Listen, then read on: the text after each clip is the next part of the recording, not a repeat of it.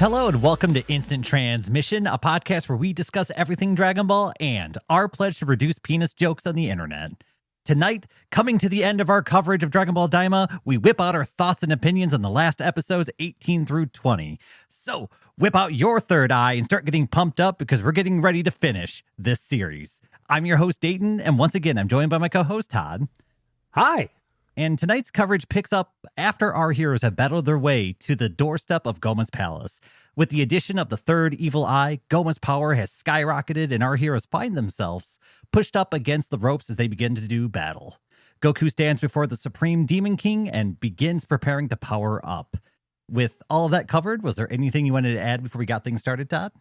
Just a quick side note for Dragon Ball stuff going on right now. The manga did release a chapter at the end of this at the end of February, short little story about Goten and Trunks. It's a lot of fun, and hopefully it means that we're going to be getting more manga chapters moving forward from Toyotaro. So if you want to read past what we have in the anime, go check out the manga. Heck yeah. And I think that brings us right into our first episode we're covering, which is episode 18, titled Awakening. And episode 18 begins with Goku finishing up his Super Saiyan 3 transformation and staring down Gomah, the Supreme Demon King, while the rest of the weak sidecast, they catch their breath.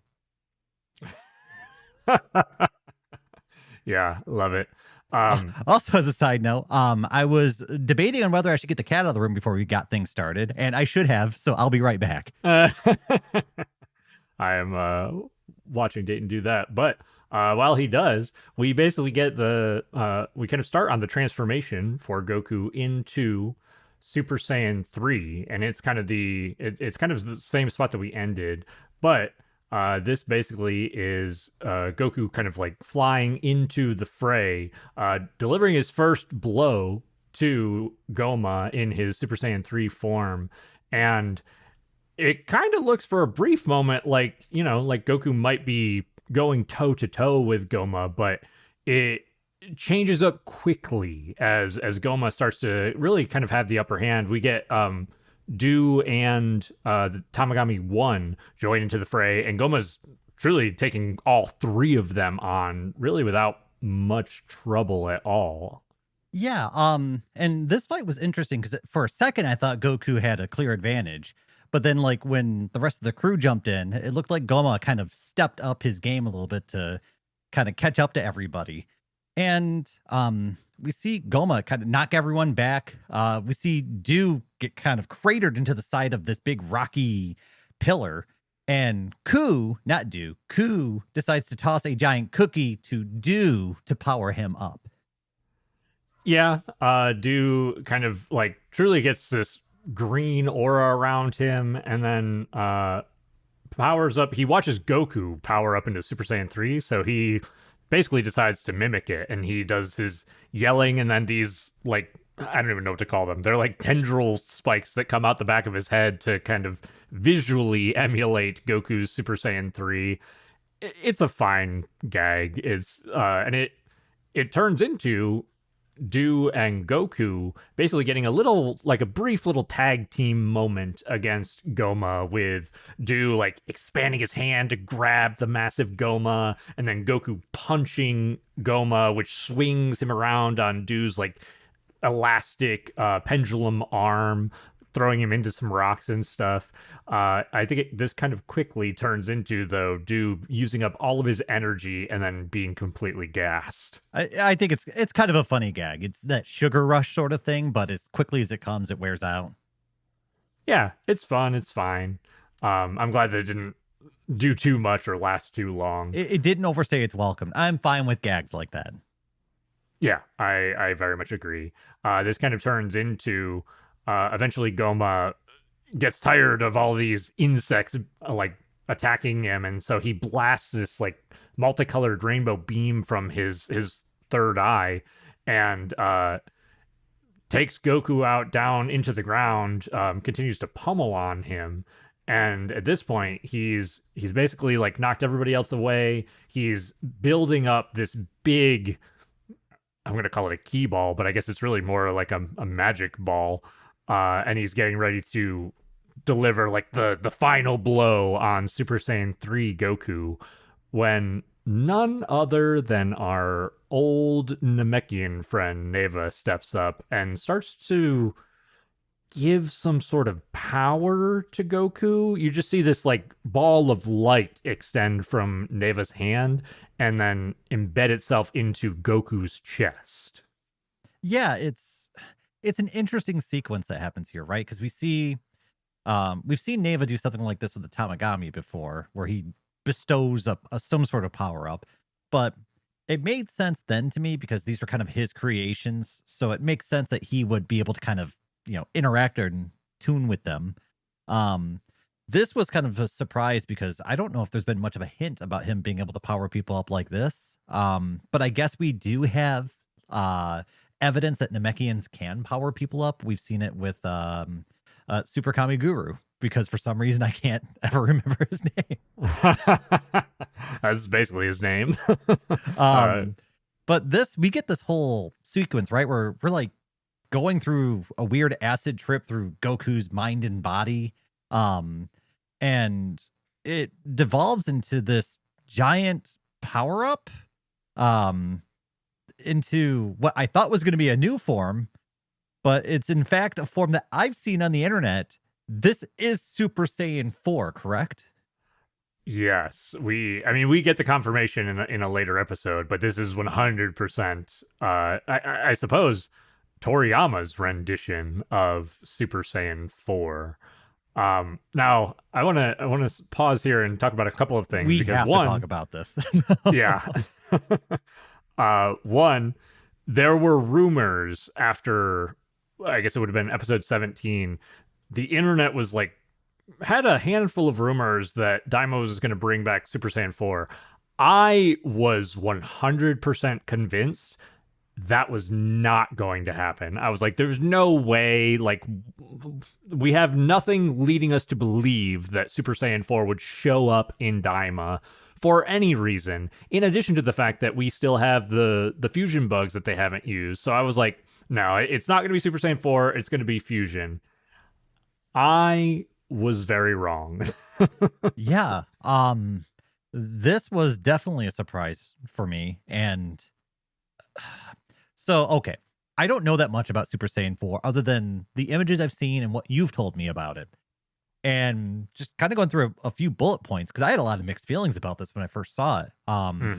One, I was expecting something totally new out of Daima. This is not new. This is kind of rehashing something that's already been around. So I was kind of excited, but also kind of not really, because I was like, oh, you did the thing from GT. Okay. That's neat, it's a cool transformation, but kind of going into bullet point 2, if Daima is at all canon, that makes things very complicated. So I think this has to mean that Daima isn't canon, right? Like, there's no way for this to be a canon series at this point. So the funny thing is that I believe it's been expressed.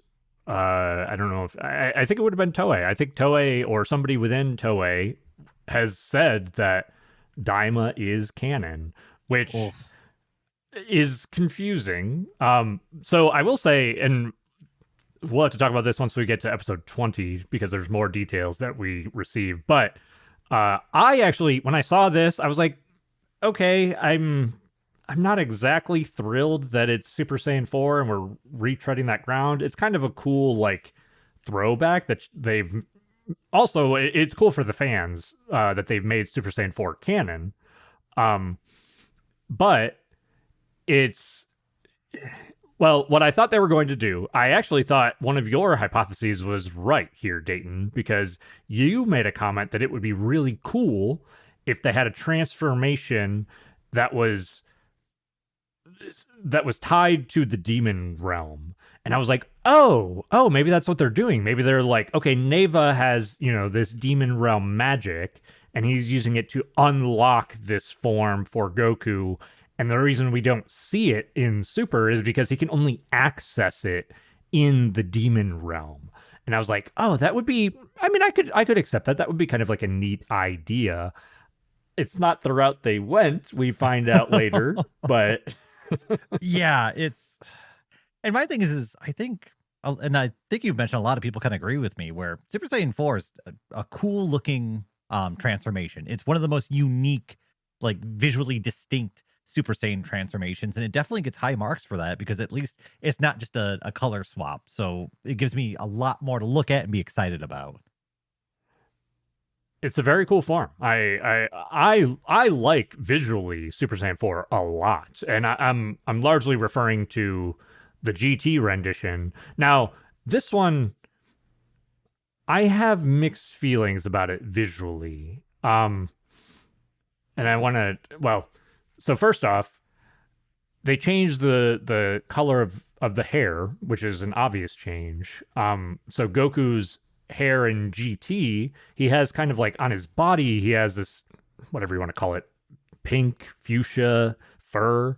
But his hair on his head is black, and I like it. I think the more that I see, like in Daima, he has like the pink fur and then pink hair on top of red or whatever.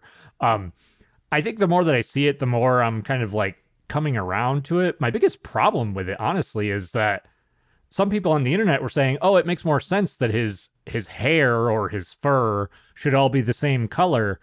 My biggest issue is it's not the same color. They're two different shades of pink. Like if you look at his hair and you look at the fur on his body, they don't match, and it drives me nuts. So here's and now that you mention it, I thought the same thing that they did swap the hair color out. And my initial thought was the reason why they swapped it out is because of the existence of Super Saiyan God. Is it a different color than Super Saiyan God, or is it a more similar color to that reddish pinkish? This is another detail I wanted to talk about because I think it's very similar, and it's another reason why I don't like it actually. Because to me, I already don't really like Super Saiyan God. One of the reasons being, we've talked about it in our other recordings, is that it visually it just feels very similar to Kaioken. Like there's a lot of like red or pink or whatever you want to call it. And then now Super Saiyan 4 looks like Super Saiyan God, which looks like Kaioken. Yeah, and I mean Kaioken's the goat. We've already talked about this. And Yeah. uh, okay, so here's probably my biggest bugaboo with Super Saiyan 4. At least the way that they did it. It's visually I can kind of accept the hair color swap. It's because I mean it's interesting that you're kind of combining this I don't know, kind of ape looking form, but you're keeping the black hair, which is kind of I believe all Saiyans have black hair, right? Or is that not true? They all Saiyans have black hair in their base form, yeah. Okay. But my biggest problem with this form, like looks, I can forgive everything. Because I don't think anything is too egregious for me. My biggest bugaboo is how he achieved it, because my understanding was that in GT you had to kind of overcome the giant ape sort of thing. You had to conquer the beast within in order to Yes. master that form. This feels out of left field. I don't know where this form comes from. And I was kind of waiting for a deeper explanation to happen at some point, and it doesn't. He just kind of gets this form, and there's kind of a hand wave towards the end about how Goku achieved it, but he also didn't achieve it because Neva gave it to him, so it contradicts itself. So I have a lot of issues with the background of this form in this series. It feels very out of left field to me. I completely agree. That's probably my biggest problem. Like the visual things, I'm like, okay, it's fine. Even like there's a few things that I don't really like the hands are very big, like sort of like monkey or ape like, which I actually don't mind that part. There is though like this weird cutout of like skin in his arm where you see skin instead of fur, and it's like, why didn't you just put the fur all the way down to the arm? Like there's actually in the GT form, I really like there's like fur that sticks out of the wristbands at the end where like the wrist and the hand meet, and I think it's a really cool look, and they kind of got rid of that. And he also has red eyes instead of yellow, and the lines around the eyes are black instead of red, comparing the Daima to the GT version, which again, visually, it's mostly fine. I wish they would have kept a sash, like a sash at his waist. Instead, it goes from like the pink fur to the orange pants, which I think clashes and does not look good. Um, I think the GT form, I might be looking into it too deeply because I'm kind of looking at the pictures side by side that you sent me, and there's almost like this layering of the different parts of the Saiyan with the original GT form, where you get the black hair, which is like the base form, you get the yellow eyes, which is your Super Saiyan form, and then of course you've got the pink or red hair for the new Super Saiyan 4 form. So you almost have like little elements of all the different forms kind of wrapped up into the Super Saiyan form, which I like. That it almost like references all the other forms in this quote unquote final form.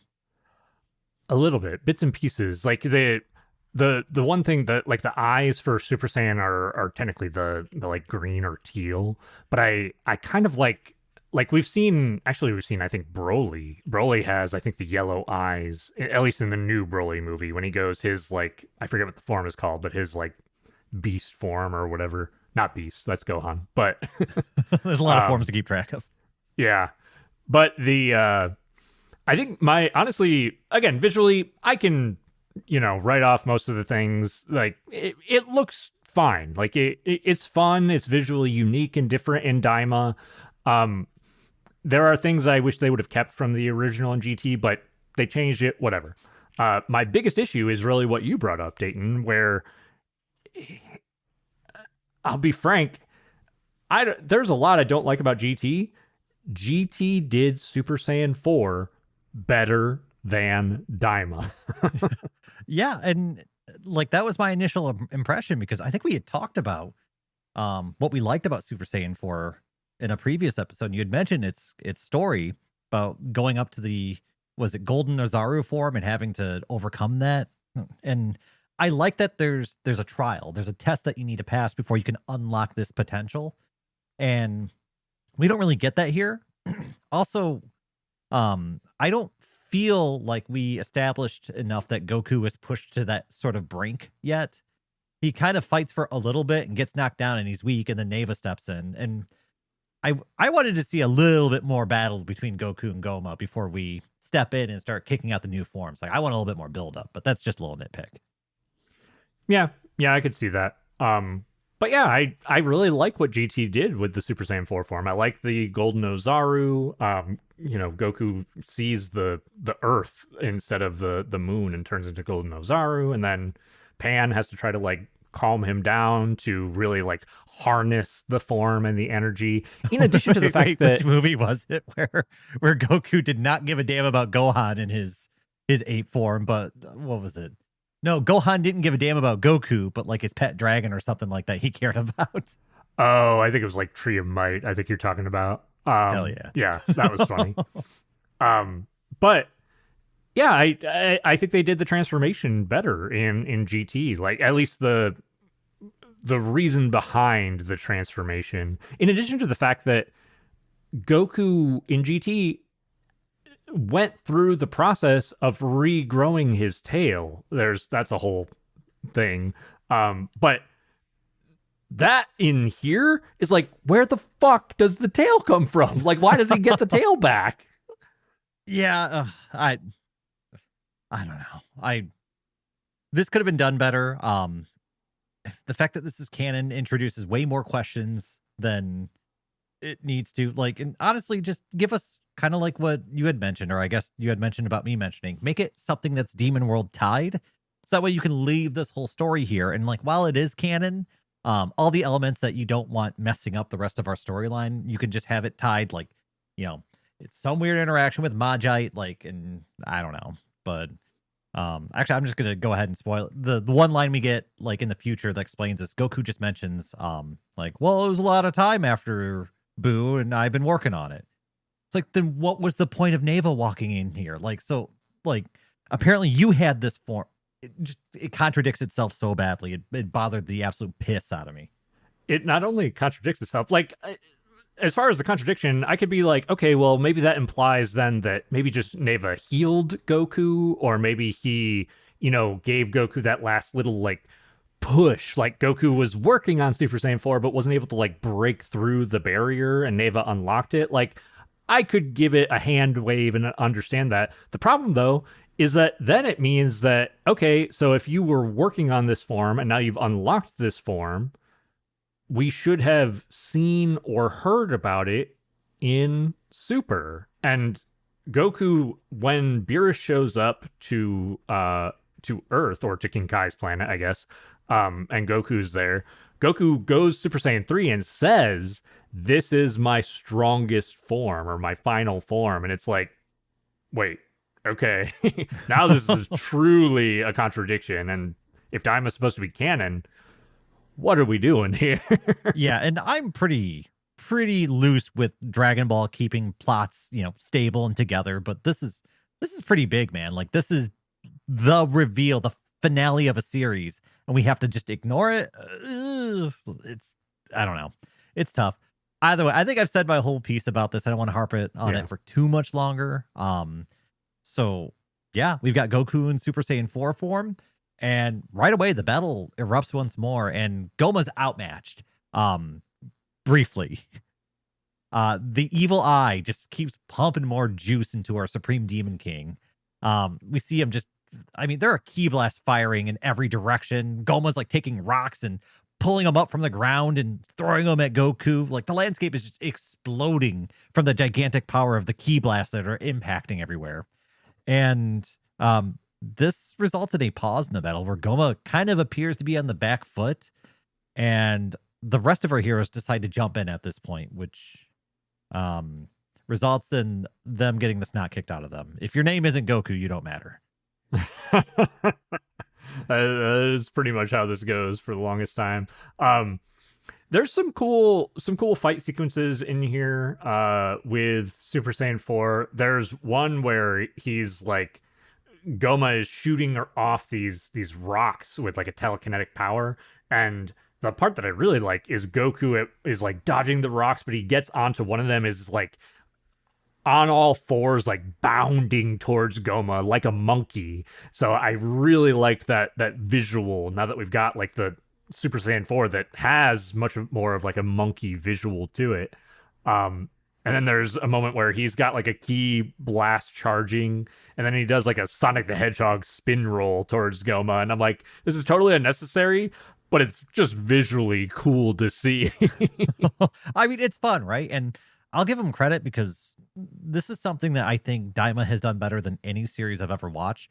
The sense of motion is so well done, where you're panning through the landscape and they're bouncing off of rocks and dodging ki blasts. They're almost moving like around and with the camera as they're battling. The sense of motion in Daima is better, bar none, than anything else I've ever seen. And they do it multiple times. I don't know what crack these animators are on, but you got to start feeding that around, because it looks awesome. Yeah, 100%. Visually, this is like a splendor for the eyes. I mean, there's a moment where like Goku just like double fist punches Gomah and just like launches him through the landscape. And then a really cool, like, it's a very subtle but awesome visual where Goku like almost just pushes off the air, and you see him just like launch forward. Really cool visual effects in this. And as we kind of move a little bit further into the fight, all of our, like you said, all of our other guys jumping in, but really the big climax to this is Goku charging a Kamehameha, which gets interrupted by Gomah like punching him in the face, and then Goku just kind of like charges the Kamehameha like upside down and blasts Gomah point blank with it. I thought he was going to no-sell it. I thought that's what this was going to be. And I wish he still would have no-selled it, but either way. The upside down Kamehameha was pretty neat. Yeah, I kind of wish that they would have done, like, if they were going to have him get like knocked and then like do the Kamehameha, I don't like that it's like he does a ka and then gets punched, and then he starts over as he gets flipped around. He goes back to the Kamehameha. I wish he would have been like Ka gets punched, and then while he's upside down, Yeah, ha, maintains just it. like Yep. just keeps going from there. I was like, that would have been really cool. Okay, so this Kamehameha wave, because I like ranking them. This one's weird because it's animated beautifully, but it's yellowy, and I'm not sure. Is it because of the the palette they decided to use? Like what? I'm not sure why this one was yellowy, but it like blows a hole like clear through the arena. Um, it looks great, but the color palette really felt off to me here. I don't know what your thoughts were. So I'm wondering if you're talking about because they visually do this thing where like I thought it looked blue like a traditional Kamehameha, and then Goku like shoots down this burst down the beam, and it's like flames that shoot down the Kamehameha, which are kind of like an orange and kind of probably gives it more of like a yellowy look to it. Um, I don't know if that's the part that you're talking about. To me, I actually really liked that, and for I think two reasons. One, because it's just a cool visual with the flames circling down the Ki Blast, but I feel like this is supposed to be a nod to GT Super Saiyan 4 uh 10 I think it's called the 10 times Kamehameha, which is a red beam. So this kind of has like the blue beam and then flames shooting down it, which kind of gives you that like a similar effect. Okay. I mean, like I said, I don't hate this, but it just the yellowiness kind of caught me off guard. So it's probably that reference. I don't understand the reference, so that's probably why it was a little bit weird to me. But like I said, it still looked great. And this creates a moment where like it looks like Gomah's defeated. And once again, the evil eye kind of turns its way, back on and recreates Gomah, but this time he's at like kaiju scale. He's huge. And Goku goes on the attack once more, but this time it kind of appears like he's overpowered.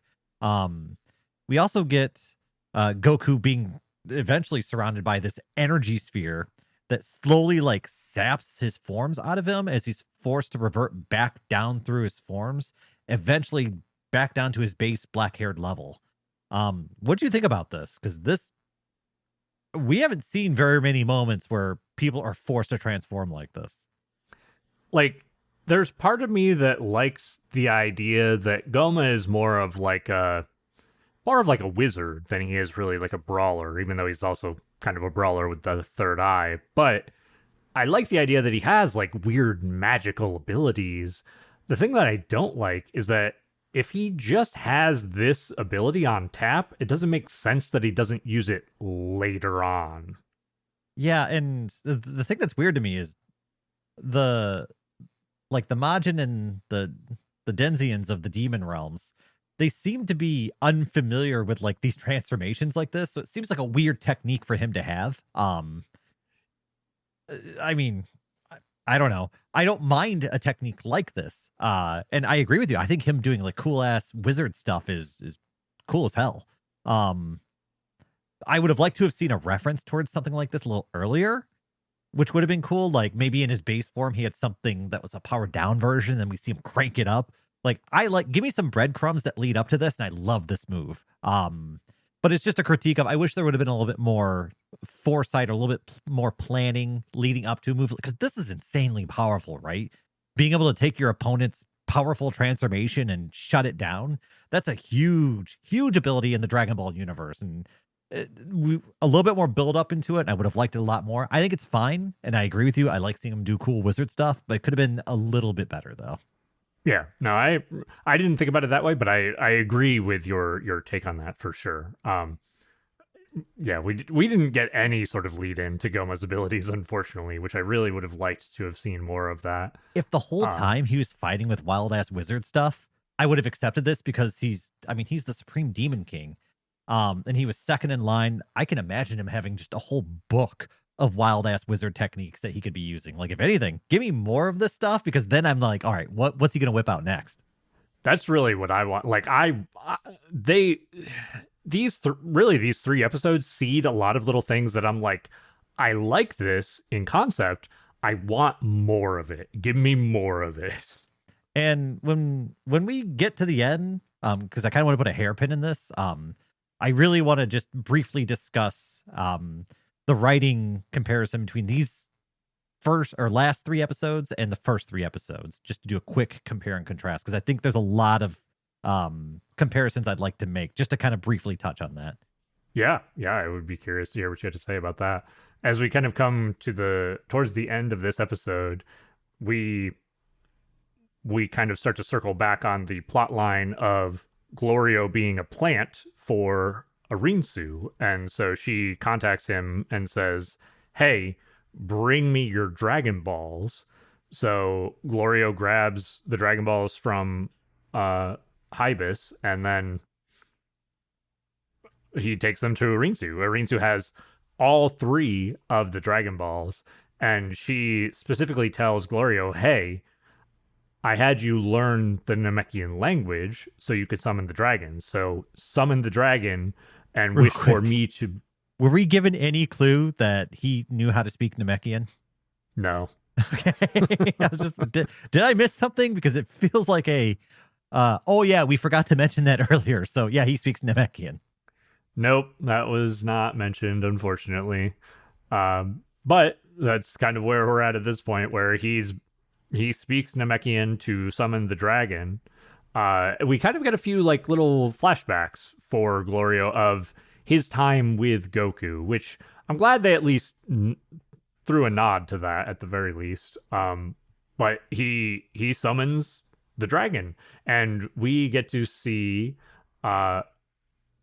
the Demon World Purunga, I guess is the name. I don't know that. I don't think he has a different name. They just call him Purunga. And in fact, he looks just like Purunga, but replace all the green bits with like pinkish reddish bits. What do you think about the design for this dragon? Honestly, I'm gonna give it fine. I'm gonna give it a 5 out of 10 stars. Just because I can imagine that when the Namekians left the demon world, the Purunga they would have made probably would have been similar to the one that they were familiar with, or they would have imagined something similar, because they're all cut from the same cloth, right? But I think it is such a wasted opportunity to come up with some cool ass demon world dragon. Like, this thing could have been really, really, really dope, and we get something that's fine. So I'm not mad that it references like the other Namekians and what they came up with, but the missed opportunity just feels colossal here. I feel exactly the same way, where I was like, okay, I mean, I guess it makes sense that the one that the Namekians made looks almost just like the one in the demon world, the one that it's based off of. But I was also like super stoked and pumped to be like, oh, what's this dragon gonna look like? Like, I mean, even Super went out of their way to make the that dragon like this like big phoenix bird looking dragon thing. Like it, like, and it's all gold. And they try to do something new and cool, right? And I'm fine with it. If it doesn't work, I'm very forgiving of series when they try and take creative like risks. This was zero risk. This was the most unrisk you could have taken. This was the safest option they could have come up with. And that's fine. Like, it doesn't ruin anything for me. But man, like a Demon World Eternal Dragon could have been so freaking cool. Like, if there are fan artist people out there, like, I can't draw anything, but like, I would want to draw renditions of the Demon World Dragon because there's so much creative freedom you could take. I mean, you've got the influence of all the Majins and demons and all this other stuff that you could draw into it. You've got 3 different realms with different personalities that you could draw from. There's so much cool stuff. I mean, you've got the Tamagami, who were made by the guy who made these Dragon Balls, and we know like that he also made the dragon, or it's the form of that dragon. So what influences would he have drawn upon to create that, you know? Missed opportunity. I think that's going to be the way I describe it. It doesn't hurt anything. It's fine. It makes sense, but it could have been so good. Yeah, no, your thoughts mirror mine exactly. I was like, it makes sense. It's fine. I was just a little bit bummed because I was like, oh, this might be really, really cool. And I was like, oh, okay. And I mean, even like it, I wish, because you know how when you summon the dragon, right? Usually the sky goes dark and lightning starts striking. Like there's this big, almost like celebration of the environment that kind of shows you that we didn't really get that, right? Like the Earth didn't really like split open and quake and move. The sky really didn't go black like the way you're used to it going with like Earth or Purunga and Namek. There wasn't much fanfare for the arrival of the Demon World Dragon, and that's something too that I think was kind of missed. Is I wish we would have gotten a little bit a little bit more fun. This should have been a more fun event than what it was. I could see that. It is almost treated as like a, I don't know. We're just summoning Karanga again. Yeah, it's almost treated like a cliff note or like a side note here. It's pretty quick. I guess the real focus is like the drama that Glorio in this moment is betraying our heroes effectively. Which, I mean, again, it's fine. It's fine. It gets like a passing grade, like Caesar for degrees or whatever. It gets that. Yeah, it's fine, but I don't know. And I mean, this is kind of a big spot in the story where a lot of stuff is coming to a head, because we also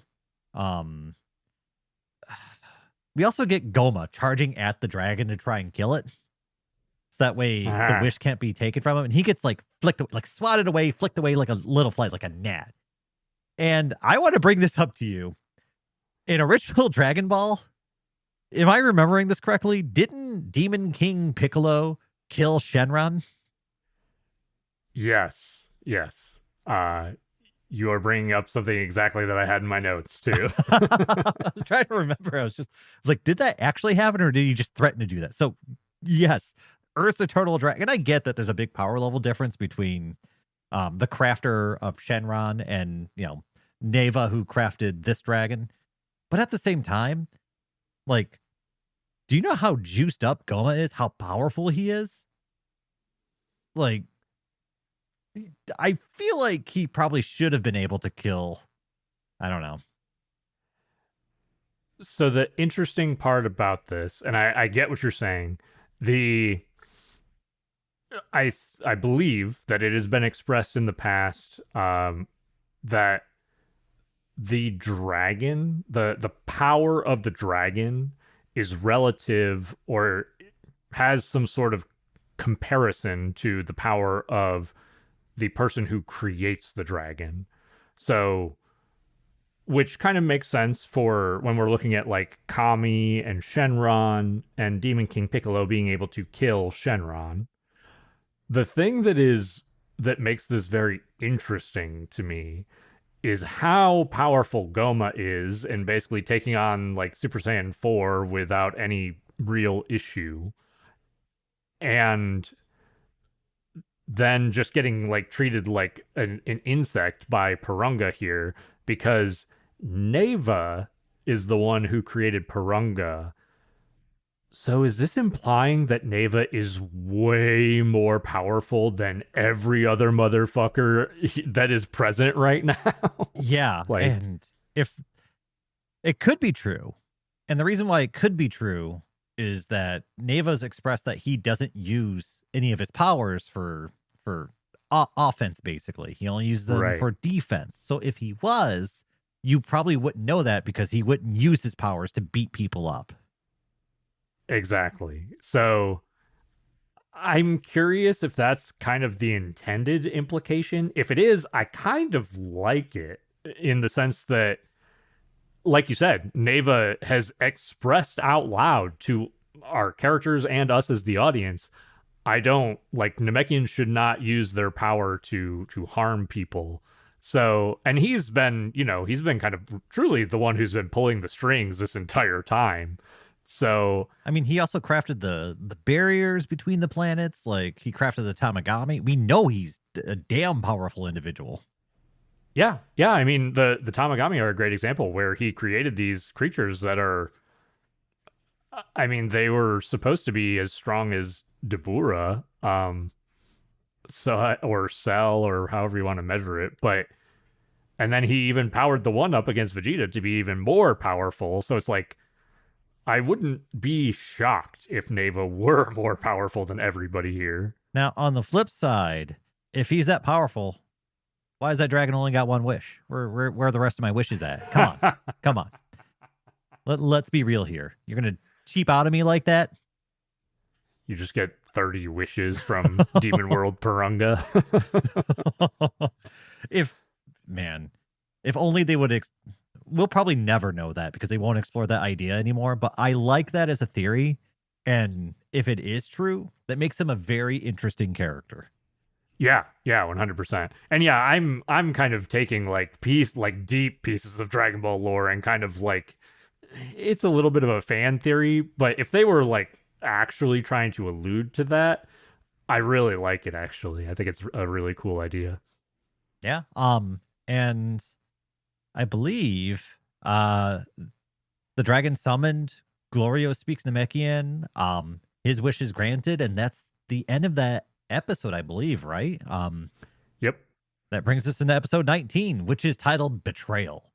And this episode begins with Goku and the rest of our heroes glowing with this like golden energy. And we see their forms start to stretch and change as they actually grow back into their adult forms. Purunga disappears, the Dragon Balls scatter, and Rinsu is not a happy doctor. You know what? I forgot before we moved to this episode. I wanted to ask you, after watching the last episode, so episode 18, did you have any assumptions about what Glorio was going to wish for? I mean, I knew he wasn't going to give Arinsu her wish, like, especially because the episode pops up and it's titled Betrayal. I'm just like, all right, well, I know what's happening here. Like, he's going to use that wish to help out our homies. So, I don't think I watched the episodes like back to back, so I didn't really think about it. But I knew this wish wasn't going to be used for any nefarious reason. And then when everyone turned back to like their adult forms, it's like, oh yeah, that makes sense. We got 2 episodes left. Of course, they're going to do that here. So that checked out to me. It is interesting to me though that they didn't get wished back after the final battle. I thought that was a really interesting decision because we had spent this whole time with all them being kids and going through all the development of getting used to their kid bodies and pushing their limits as kids, and then we're going to finish the series as adults. I don't know how I feel about that as storytelling. Yeah, I just don't know how I feel. I'm maybe when we do our series review, I'll have more opinions about that. But it was an interesting choice that I don't know. I just don't know how to feel about it. I get what you mean.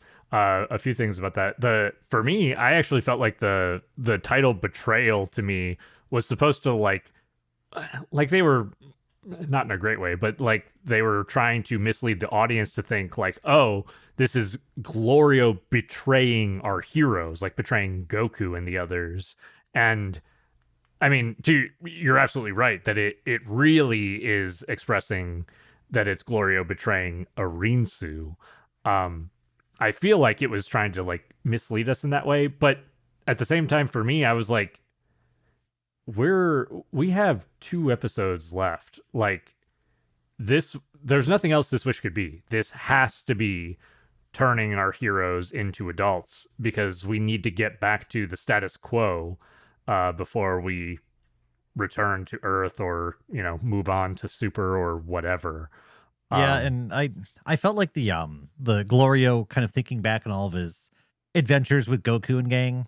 For me, that felt like, okay, yeah, he's not gonna do anything too heinous. And I mean, if Gomah gets defeated, like say the wish isn't used to turn them into adults, say it's used for something else, like he makes himself more powerful or something. I don't know. We don't have to worry about Dragon Ball cooldown because Neva can just like reverse that. So that's not. I thought about that for a second. I was just like, well, they have to use it now because otherwise the Dragon Balls need it. I was like, wait a minute, he doesn't care. He can just like lift his hand and summon all the Dragon Balls and refresh them. So none of that matters. Yeah, arguably. I mean, there's a million questions about that too. Like, can he only do that once? Can he only, does he only have so much magic or power, or can it only be done so many times for certain Dragon Balls? A million questions for that one. But yeah, I get what you mean. I will say, while there could be arguments one way or the other for the characters becoming adults before or after the final confrontation, I'm glad that they were turned into adults here, if only because, well, in a way, this made me want the entire series to be drawn as them as adults, because it's like seeing them as adults in their normal character models and seeing it animated this fucking well is so cool. And I would need to confirm this, but this is something that I kind of felt watching the fighting going forward, is that I feel like you're able to better express movement, impact, techniques when your limbs are longer. The fighting is just a little better and just feels like it makes more sense, because when you got the short limbs, stuff happening just doesn't kind of make as much sense. And so it's just like a weird, I don't know, anomaly to having like small bodies and small arms. Is you're kind of limited on the amount of techniques and what's what I'm looking for, choreography you're able to do as a smaller character. The funny thing is, what you're saying exactly mirrors the reason why Akira Toriyama aged up Goku in the original Dragon Ball. He basically said, like, I'm really struggling with choreography because of Goku's stumpy limbs. So I want to change his character model and do a time skip so that the choreography is easier to manage. So you're, Oh, wow. Hell yeah. you're 100% right. I'm basically Toriyama. I don't know if I've told you guys this. I also forget about Super Saiyan 2. We're the same person. That makes sense. All right. Yeah. So yeah, everyone's adult form with fully functional long limbs, and Goku and Vegeta decide that they're going to go back to fighting one person at a time, which I still don't know why they weren't doing that the whole time anyway. But yeah, they're back to normal. They're going one person at a time, and it's Vegeta's turn. So he steps forward to fight Gomah one-on-one. And it's at this point I'm like, nobody in this group has talked about Goku's new transformation. No one's mentioned anything. No one's brought it up. No one's made a comment about it. This is really freaking weird, because I thought before no one said anything because, you know, we're in the middle of a fight. Things are happening fast. But we literally stopped to have a conversation, and no one brought up the fact that Goku just has a brand new form. It's really funny. I actually didn't really realize that because I was like so entrenched in what was going on. But yeah, you're right. Well, my concern was that they weren't going to address it at all, and they do in the next episode. Fortunately, even though it's not my favorite way of addressing it, but it was just bothering the hell out of me. Why wouldn't, the second Goku transformed and Vegeta saw it, why wouldn't he like lose his shit a little bit? Because if there's one thing Vegeta hates, it's being a step behind Goku, which is kind of a, you know, an analogy for his entire fighting career. But he hates that. He hates living in that man's shadow. I mean, that's everything he expressed when he let Babidi take him over, sort of thing. It was that kind of like that jealousy, that pettiness. Not pettiness, that might be the wrong word, but there is some pettiness to it. a little bit. I mean, it's a weird thing, right? Because by the end of the Buu arc, he says, "I accept it, Goku. You are better than me." So it's, but then in Super, he's back to being like, "Nope, I'm not gonna let you surpass me or anything like that." Hello, So crew. I've learned nothing. basically, Like he's right back to his typical Vegeta, which is, I don't know. I feel like every time they end a series in Dragon Ball, they think it's going to be the last episode. Like, this is the last one, and we'll end it here. And then we always come up with more Dragon Ball. that is very much the cycle for Dragon Ball, for better or for worse. But this, I mean, we will get a little bit of that at the end of the episode 20, I think. But this turns into Vegeta fighting Gomah, starting off in his base form, and I think they make a comment that he's trying to like get used to his body again, which was what they did when they were kids. They also, I'm a little bit torn on this too, where, I mean, they're saying like, hey, now that we're adults, let's fight him one-on-one, which is a way of them expressing like, hey, we were much weaker in our kids' bodies. And so I'm glad that they are, you know, showing and expressing that. I don't really buy the way that they are showing and telling us that. because it's so wildly inconsistent. But at least they're trying. Well, okay, and I'm going to step it forward just another beat because it kind of ties into what you're saying. Vegeta decides to um like fight Gomah in his base form, and he's kind of keeping up with Gomah, and then he goes from there to Super Saiyan 3. And this is like going from kind of matching pace in your base form to Super Saiyan 3. This should not even be in like the same realm of comparable power levels anymore, right? So uh, there are some power level inconsistencies that really kind of plague me watching these fights, because you'll see like Goku and Super Saiyan 3, beating the snot out of Gomah, but then suddenly he's getting the snot kicked out of him, and then suddenly he's beating him up, and there's kind of this yo-yo effect that's happening, and I'm not getting good indicators as to why the power levels are shifting the way they are. That it seems like they're trying to do it to insert drama, and there's not really an explanation, or at least not one that's overtly available. Like, I get the eyes kind of juicing them up, but like there's no visual indicator. There's no change in the form, and I don't know if is it a temporary boost, is it forever? I don't know. Yeah, yeah, I agree. It's a little bit all over the place, especially where Goma and his power is concerned. I will say the Super Saiyan 3 transformation for Vegeta here looks super cool. We, as the audience, get to see Vegeta as an adult in his Super Saiyan 3 form. His hair still looks the same, which I'm not the biggest fan of, but this is what we got. Admittedly, visually, as far as like the way that he's drawn and animated, and now seeing him in action against Goma, all of it absolutely gorgeous. I mean, I think the first blow that he delivers to Goma is just like an uppercut to the gut. Um, and then he just starts like knocking Goma through the air, darting around behind him, and you see like the trail of his aura and the impact frames. All of it looks incredible. That's the thing I wanted to bring up for a second, is the weight of every attack that Vegeta throws is felt. When you see him driving his fist into Goma, like Goma's body bends inward, and you see like the airlines come out the other side as his body just kind of collapses inwards from the impact of Vegeta's strikes.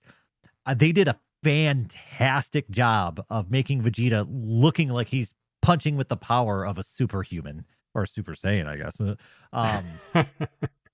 I love this. It's a one-sided fight, but I always feel like Vegeta is the best character to have on screen when you are doing a one-sided fight, because he takes advantage of that. I will say, once again, there's something missing during all of this. Where's Vegeta's dialogue? Yeah. And it's a little bit, it's a tiny bit less egregious because he does have some dialogue, but I think even the dialogue that he does have is like mostly before and after the fight, um which is frustrating, but there is more, which is interesting to me too, because there's more dialogue now that we've got the original voice actor for the adult Vegeta, which is like, I'm so curious if that has anything to do with it, but we'll I just never need them know. just pause it in the middle of the fight, let him give a speech about the glory of the Saiyan race, and just talk some trash about his opponent, and that's all I'm looking for. Is I need some of that bravado. I need some of that arrogance, that pride that is the epitome of Vegeta. And we don't really get that. I mean, like I said, the animation is great here. The weight of each blow is felt. Goma looks like he's, visibly in pain when he's struck each time. I love it. I love what they put on the screen here. I just needed a little bit more of that Vegeta personality to come through here, and it would have been perfect. I agree. Yeah. A couple things about that too, where And a little bit like, of torturing. Vegeta likes to torture his opponents a little bit. I'm kind of a sicko.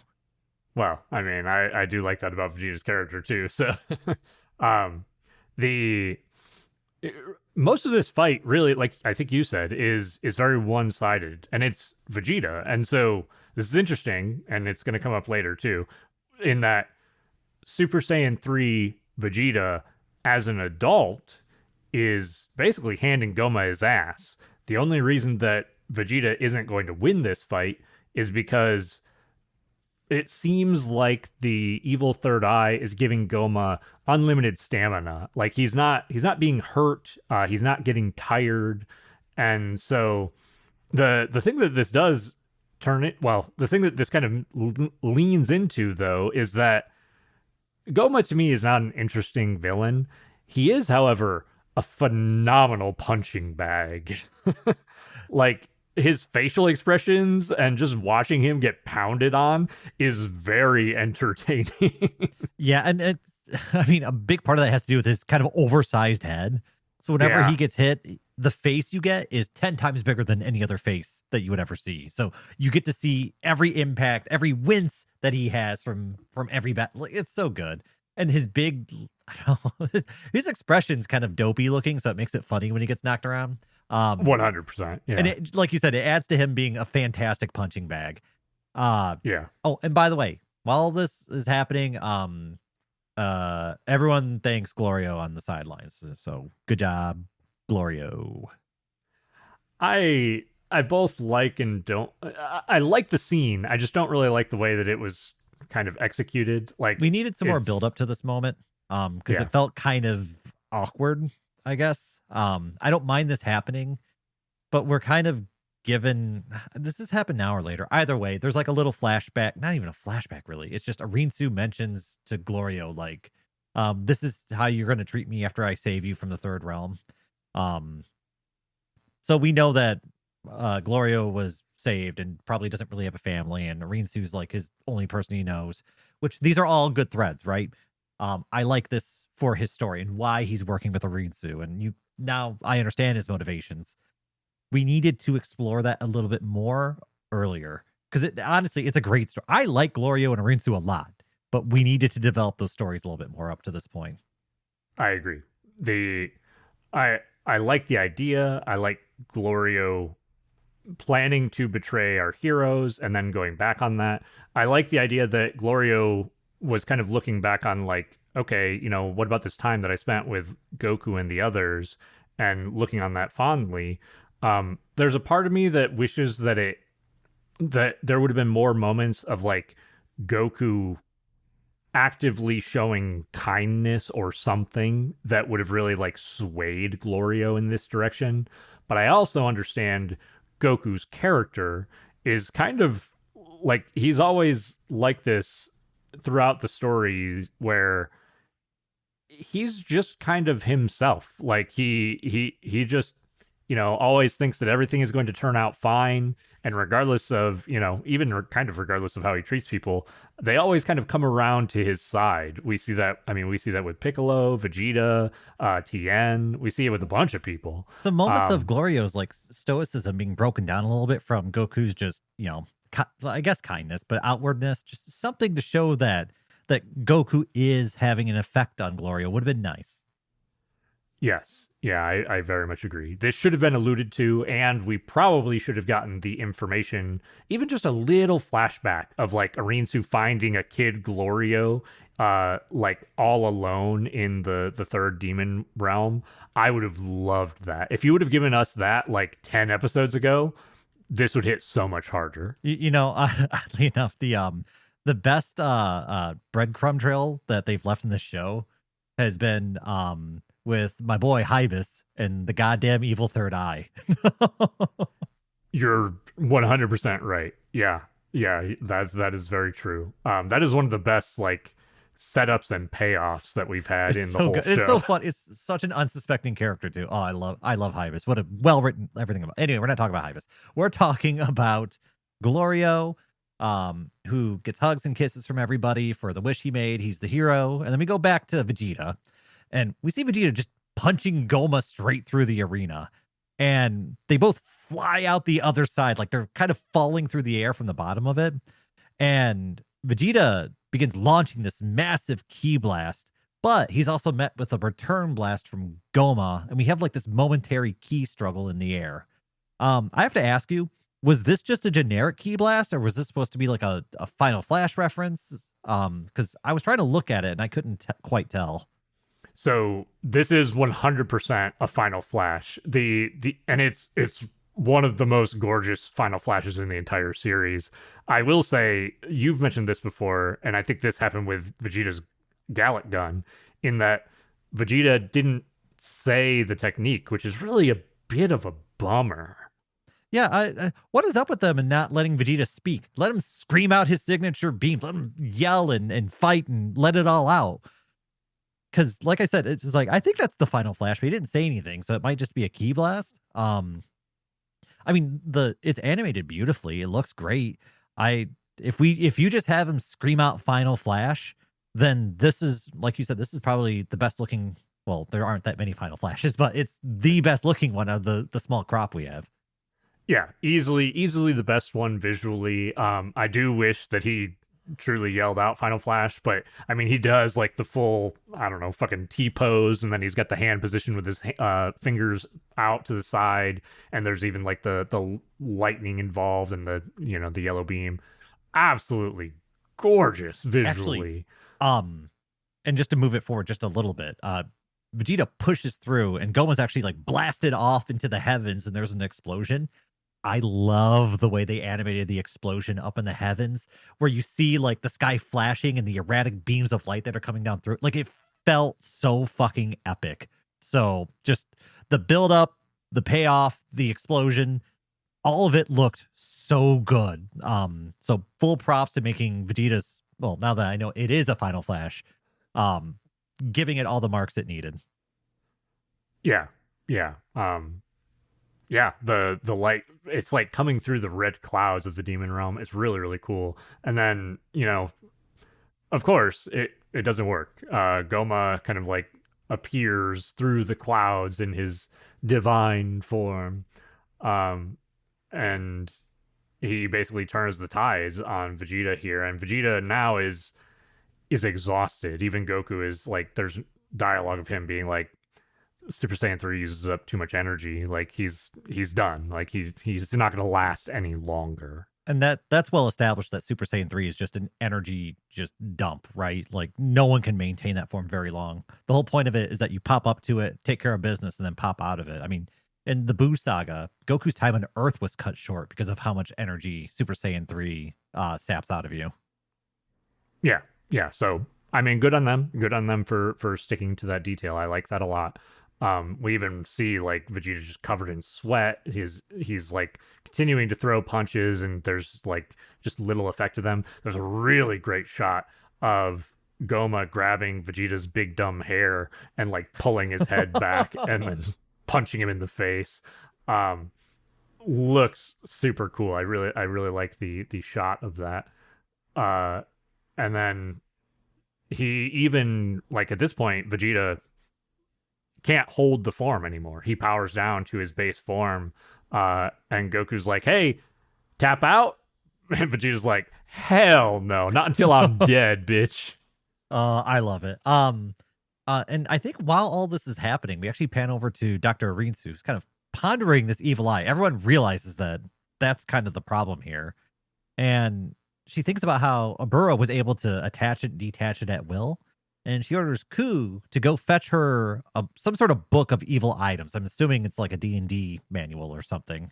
And Ku flies off and he grabs the book, and they quickly go through it, and they reveal to our heroes that the key to defeating Gomah is hitting him on the back of the head 3 times to remove the eyeball.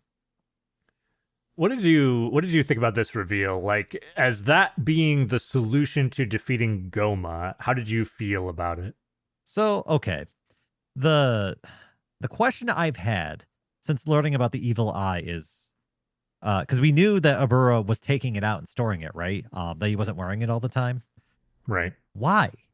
Why would you take the evil eye out? It seems like it's just a big power booster. Why would you ever not want to be boosted? So far, I don't have a reason. Like, I don't have a downside to the evil eye. It seems like it's just good, big power.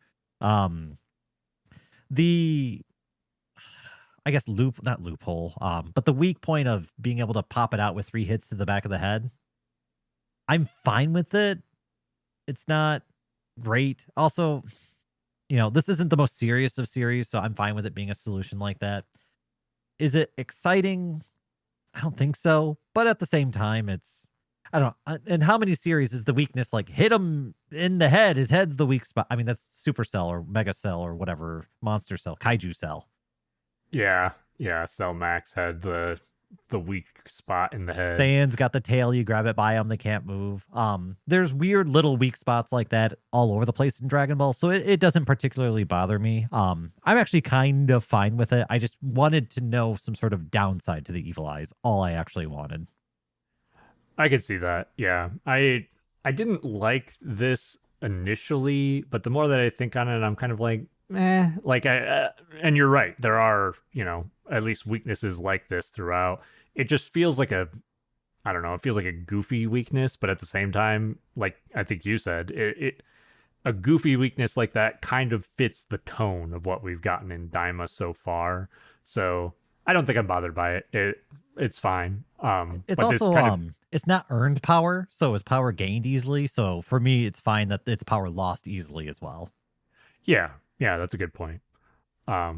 But this basically turns into Arinsu giving that information to Goku and the others. And so Goku's like, all right, if we can get Vegeta to switch out, I'll fight. And while I'm fighting Gomah, Piccolo, you deliver the 3 blows to the back of Gomah's head. So I got really excited because I thought Piccolo was going to get to do something. Uh-huh. Yeah. Yeah. And then Vegeta needs to stop fighting. So then what happens? So I'm curious to hear your take on this one, because the others are like, they even tell Vegeta like, hey, stop fighting. And so Bulma's like, I'll take care of this. She basically goes up. She even calls him stupid. And she's like, hey, let other people fight. If you don't come down right now and switch out with somebody else, I'm never going to take a bath with you again. God damn it. I didn't. Okay, so Dragon Ball has plenty of stupid humor like this. I still think all of it is stupid, and I don't. This ain't me, man. I'm sorry. It's fine. This is part and parcel with Dragon Ball. This kind of dumb, childish, boyish humor sort of thing. Like I can't hate on it because it's always kind of been here, but I definitely, as a 30-something-year-old adult, definitely doesn't resonate with me. I didn't like it at all at first. I came around to it after watching really? it. Yeah, after watching it a second time, I was kind of like, this, like you said, Dragon Ball has always had this type of humor in it. And so this kind of fits to me, this fits neatly into silly Akira Toriyama Dragon Ball humor, perverted humor, which is something we get with like Master Roshi and stuff, but it's perverted humor that doesn't feel, it's not cringy. It's like, okay, so this guy likes to take baths with his wife. Like, okay. And the fucking execution here is beautiful because Bulma yells this, and we kind of get like this echo of the yell and this close-up shot of Vegeta with his eyes wide open. And then it immediately cuts to Vegeta zipping his way down to the ground and being like, all right, you can go. Like, beautiful execution. Oh, gosh. Yeah. It's fine. You can have it. Like I said, it doesn't ruin anything for me, but it's definitely, and I'll give you some credit too. Dragon Ball's also had a weird habit of making the wrong kind of perverted jokes, kind of like what you're mentioning, where it's like this is kind of bordering on sexual assault here. I don't think you guys should be making this joke. Exactly. That's why one of the reasons I kind of came around on this was that it's still pervy humor, but it's not inappropriate. It's not illegal humor. Yeah, yeah. That's fair. If that's where we're putting the bar at, then yeah, it passes. Yeah, that's kind of why one of the reasons I came around on it. So, but it Oh turns man. into now Goku's going to step up as we kind of come towards the end of this episode, and I want to hear your take on this next part too, Dayton, because this is very clearly an homage, even almost like a one for one homage to Goku in the Buu arc, showing the different levels of his transformations to Majin Buu, and he does the same to Gomah here. Okay, so it's interesting, right? Because I also have the same thing that this is obviously a reference to Goku showing off the Super Saiyan forms, right? And the reason why Goku did that originally was to buy time, and he's not buying time here. He's just explaining the Super Saiyan forms. It also worked on Boo because Boo was a kind of a simple-minded creature and would be entertained by something like this. Bobbity wasn't, but Bobbity isn't actually in charge at that point. So, also, that was the reveal of Super Saiyan 3 too, wasn't it? The building up like that. So you had to build up to the big reveal, which is very similar here because we go all the way up to Super Saiyan 4. And we get adult Super Saiyan 4. So we get the most accurate Super Saiyan 4 rendition we will get in canon Dragon Ball, probably ever at this point. And I mean, it's a sweaty transformation. Like, my favorite part is when he takes his shirt off mid transformation. It's definitely a lot of focus on that. At least I did. I don't know how I feel. It felt like a reference to previous content for the sake of it. But also, like, I'm not familiar with GT, and maybe the thought behind this is supposed to help explain it to people who aren't super familiar with the Dragon Ball franchise, to show you all the forms and kind of line them up like that. But also, if you're not familiar with the Dragon Ball franchise, Daima feels like a really friggin' weird spot to jump into it. So this doesn't feel like the Training Wheels series for people onboarding into Dragon Ball, but they kind of treat it like it at some points. They definitely treat it that way. Which, you make a good point that this is kind of that exactly. I actually didn't even think about the fact that when Goku does that for Majin Buu, all of the elements that you said, where Buu is kind of like childlike, so it works on him, and he's very deliberately trying to buy time. I believe he's trying to buy time for Trunks to get the Dragon Radar, right? Exactly. Yes. Yeah, you're 100% right. So that actually, with those in mind, that actually knocks this moment down in my mind. I hadn't really been considering that point. I will say, as far as just like transformations, this looks fucking awesome. It does look cool as hell. Like, if you want to just turn off brain, look at the screen, see some shirtless Goku, 10 out of 10 points. This is a cool looking transformation. Yes. Yeah, absolutely. And the other thing that I'll give it points for is that if you do a 1-for-1 comparison of the sequence in Dragon Ball Z and in the Buu arc, which I absolutely love that sequence, but that sequence is so freaking long. And this one, I don't think that this one outstays its welcome. I think it might be unnecessary a little bit, but they at least get through it quickly to move on to what is coming up next. So, okay. If you get rid of Goku going Super Saiyan 4 from Neva and reveal it here, I like this scene a lot more, because now you're referencing the other one and you're giving me the big payoff at the end. Sure, we're not buying the time, but that's not the point of this sequence. The point of the sequence is to reference something cool that happened in the other series, and we're going to build on that and also do something cool. So I 100% forgive a lot more here if this is where you reveal the Super Saiyan 4. And then the offhand comment later on how he's been working on it matches better with this.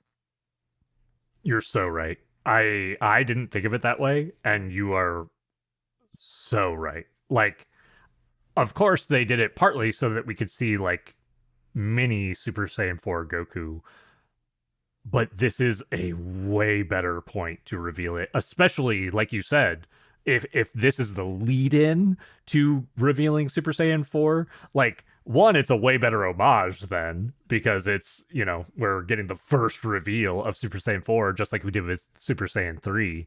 And then two, like we knew that this was coming, right? We as the audience saw him turn into Super Saiyan 4. We're like, okay, we're gonna get it again. Um, but imagine the hype when you're like, he has something more. Yeah, because you get that build up. And on top of that, all you have to do is have Piccolo go, hey, like, in order for me to sneak up on him, he can't see me hide, and just have Goku go, yeah, I'll buy you some time. And suddenly everything matches perfectly. And That's so much better. yeah, because all the elements are there. This could have been perfect, but I mean, maybe that was the intent. They just bumbled it a little bit, or it wasn't clear enough. But we're actually super close to having just a not only a cool reference, but a cool reveal, all tied into the same package. Everything you said would make this 10 times better for me, which is really a bummer. And I'm saying that as somebody who actually really liked most of this. No, I mean, like I said, if I just turn off brain and just enjoy I believe you used visual splendor earlier. If I just enjoy the visual splendor, it looks great. Like what I see on the screen is pretty awesome. And I can say that about honestly most of the shit we've seen the last couple episodes. The animators just knock it out of the park this series on just about everything they touch. Yeah, they're killing it for sure as far as the animation goes, visually and everything. This kind of results in, like we said, we get to see Super Saiyan 4. Some people were a little bit disappointed. There's like a shot, I think it's in the GT opening or something, with Super Saiyan 4 Goku with his like 1 foot up on a rock and him just like chest out standing there. We didn't quite get the same pose, which would have been a cool GT reference. But just because Goku like climbs up over a rock, people thought we were going to get that pose on the internet. I wonder, maybe they were alluding to it, but didn't quite, one for one it. That might have been the case. Either way, looks great. We get to see Super Saiyan 4 adult Goku, and this leads us right into the next episode. Yes, which is episode 20, titled Maximum. And my first note is, this is it. This is where all the budget has to go, because this is the final episode of Dragon Ball Daima. And right off the bat, it doesn't disappoint, because Goku just rockets towards Gomah, delivering this massive punch to the giant's face, driving him just hard into the arena floor, causing the landscape to kind of burst and erupt with this red ki energy. I mean, the first sequence of this looks fantastic. You can tell that the animation quality is picked up. Just their movements are really smooth looking. The expressions on their faces it's this weird thing where when the animation budget goes up, their expression kind of moves with the moments that are happening, right? Like it's almost like every frame, what they're looking at, what they're thinking and feeling is being changed as things are changing around them. Which is, it's crazy for me to say that you can tell that this is like so much better, even though everything else we've been seeing has been very good. So I want to point out that this looks very good, or this looks a lot better compared to Daima or other Daima content we've seen, but all the Daima content looks better than most of anything I've ever seen. Yeah, it's wild because we've been gushing about the visuals, and it's hard to even express like this is peak of the peak for Daima when it comes to visuals, which is wild to say because we've gotten some very great visuals up to this point. The only thing that I will say that I'm like this is very, very fun to watch. There were some moments where I was like, it is visually cool, but the choreography is kind of like, it's not amazing. It's not terrible, but it's also just, there wasn't anything that stood out to me like the Tamagami 3 fight. Yeah, and I think part of that has to do with just the power scaling in Dragon Ball. Yeah. I feel like choreography goes down as power levels go up, and I think this suffers from some of that. Because I mean, like, when Goku drives Gomah into the arena floor, we see him bounce back up, and then the battle, like the entire battle, starts taking place basically in the air. They aren't touching the arena floor; they're flying around. The animation's super smooth. Like, it looks good. And some of the stuff that's happening, it almost feels like a boss fight out of a video game where Goku's like diving around the screen, dodging these attacks that are coming in, and then like delivering like blows during like the weak point sort of thing. It looks really cool. But it's not the back and forth choreography that I really appreciate out of the earlier Dragon Ball content. There's not a lot of martial arts. There's not like blocking blows and reposting, and it's not super, it's surface level amazing, but it's not very deep choreography. Like Goku evading like a flurry of key attacks looks fucking amazing as he's bouncing around the screen and doing somersaults and diving and stopping, and like it looks cool, but there's not a lot else that's happening other than look cool.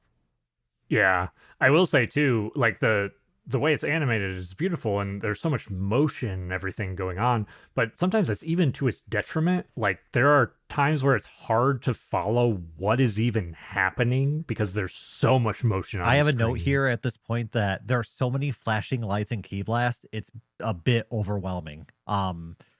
The the animation artist needed to take it back just a little bit here. Like you guys are going a little bit too nuts. I know you're having a good time, and it looks like a good time, but I don't know what the hell's happening.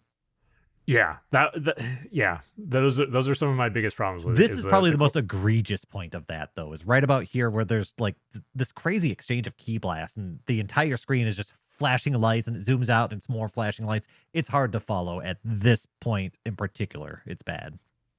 Yes, yeah, I agree. And there are moments where you're like, oh, I can see exactly what's going on. And it looks phenomenal. There are a couple of cool things that I liked, even though I wasn't a huge fan of all of the choreography. Where I think there's one. Actually, this might have even been in the earlier fight with Super Saiyan 4. But there is one moment where Goku dodges a punch from Gomah using his tail. He basically like swings around his tail around Gomah's like massive limb, which I thought was a really cool moment. There is one that I know is in here specifically where Goku gets like knocked away, like almost into a rock, but Goku like grabs the rock and scrapes through it and swings himself back around the rock. So like little cool visual choreography moments like that I absolutely love, and they're kind of like sprinkled in here throughout. So those are a neat little treat for us as the audience. And there's actually around this point, we see Gomah whip out another kind of unique technique where he's fighting Goku. It's almost like inside their arena thing. They're like in the groundish. And he fires out all these like key blasts, almost like he's doing like a Hellzone grenade or something like that. But rather than bringing them in, each of these like spherical key energy balls starts firing out its own key blasts that start tracking and following Goku. I thought it was kind of a cool technique. And it would have been even cooler to ever see this technique again this battle to see how he could, expand upon it. But I like that he was at least doing something kind of interesting and new. That is like we've talked about it a little bit, but that's the weird thing about Gomah is that he has like they just slap a bunch of techniques on him. Like the one where he can, remove transformations. There's a few where he's got like these psychic abilities and throws rocks and shit. And it's like, I like these. I wish I want more. Like, again, I either would have liked to have seen some of these like seeded ahead of time, or to, like you said, Dayton, like show us interesting ways that he's going to use them or reuse them, or how they complement one another and stuff like that, and we don't really get that. Yeah, and it's interesting, right? And we're in this weird realm where they use demon magic. Let's see some more of that stuff going on. Come on, give me some more. I like what you guys are starting to do, but just let's go a little further. But things get this is where things get a little bit interesting, right? Because it kind of seems like Goku's beating the Demon King. And we see Goku stop and he starts kind of mega powering up even more. And then he prepares a Kamehameha wave. But Gomah responds by charging up his own energy sphere. And I got to say, this Kamehameha wave, well, I don't think it's the most flashy. It's so clean. This is a very clean animation for a Kamehameha wave. We see him fire it forward. It impacts against the energy sphere that's being basically maintained by the evil eye. We see it puncture through Gomah's ki and actually through Gomah himself. It fires off into the background and actually pierces like the edge of their realm, pushing through into the second demon realm and then even the third demon realm. And from this big, like, I don't know, hole in reality, we see the ocean from the second demon realm start pouring into the first one. Yeah, there's like, I gotta gush about this for a moment because there's just so much going on here. But the Kamehameha, beautiful. The build up to the Kamehameha, even watching like Goku like go into the full hand motions and everything and bringing his hands back to his hip. All of it, like the amount of respect put on the Kamehameha in Daima as a whole is, I love it. Fantastic. The actual Kamehameha, again, like you said, Dayton, it's very clean. I think it's visually very, I think it's beautiful. But they even have, again, once more, this doesn't have like the flames kind of winding down the Kamehameha, but it does have, if you look really close, there are red streaks through the blue and the white. And again, I feel like this is a nod to that 10 times Kamehameha that is red from GT that Super Saiyan 4 fires off, which those are really cool, like visual references to that sort of thing. And then the actual like straight on shot of Goku firing the Kamehameha, very clearly a reference to I think the straight on shot that he does when he shoots the Kamehameha against Vegeta in the Saiyan arc. Like, beautiful shot. And then the last thing I got to talk about here, well, a million things, but the shot after he shoots the Kamehameha, you can see trickles of ki, like the remains of it on his fingertips, is maybe the most incredible detail that I've ever seen in Dragon Ball. Like, just this tiny little nod to, like, okay, he's still got elements of the blast on his fingertips. Absolutely love it. 10 out of 10.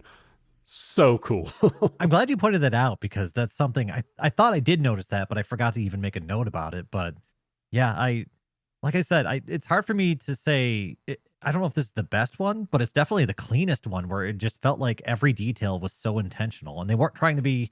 This didn't feel like they're trying to be over the top with it. It felt like they were trying to just properly convey the message of this Kamehameha wave. They wanted to make Goku look like the master of it, and yeah, they were trying to reference his battle with Vegeta in here too. So I mean, it's that attention to detail. It's how smooth everything kind of went together. How cleanly it broke through and pierced through Gomah.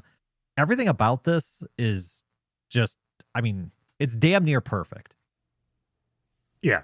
Yeah, I absolutely love it. To say nothing of, you mentioned that the Kamehameha breaks through like the different demon worlds, and it's really cool because we get like the visual of the Tamagami 2 and then Tamagami 3 as the beams just like shooting up into the sky.